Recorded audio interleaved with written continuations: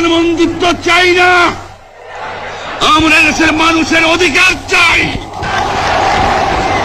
আর যদি একটা গুলি চলে, আর যদি আমার লোকের উপর হত্যা করা হয়, তোমাদের উপর কাছে আমার অনুরোধ রইল, প্রত্যেক ঘরে ঘরে দুর্গ গড়ে তোলো।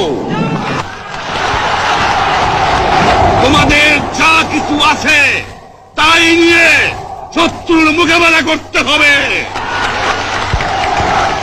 এবং জীবনের তরে রাস্তাঘাট যা যা আছে সবকিছু আমি যদি হুকুম দেবার নাও পারি, তোমরা বন্ধ করে দেবে।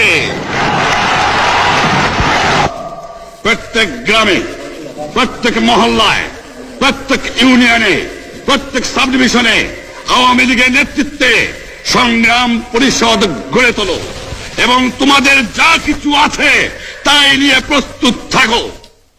মনে রাখবা, রক্ত যখন দিয়েছি, রক্ত আরো দেব, এই দেশের মানুষকে মুক্ত করে ছাড়বো ইনশাআল্লাহ। এবারে সংগ্রাম আমাদের মুক্তির সংগ্রাম, এবারে সংগ্রাম স্বাধীনতার সংগ্রাম। আপনারা আমার উপরে বিশ্বাস নিশ্চয়ই রাখেন। জীবনে আমার রক্তের বিনিময়েও আপনাদের সঙ্গে বেইমানি করি নাই। প্রধানমন্ত্রিত্ব দিয়ে আমাকে নিতে পারে নাই, ফাঁসি কাস্টে আসামি দিয়ে আমাকে নিতে পারে নাই।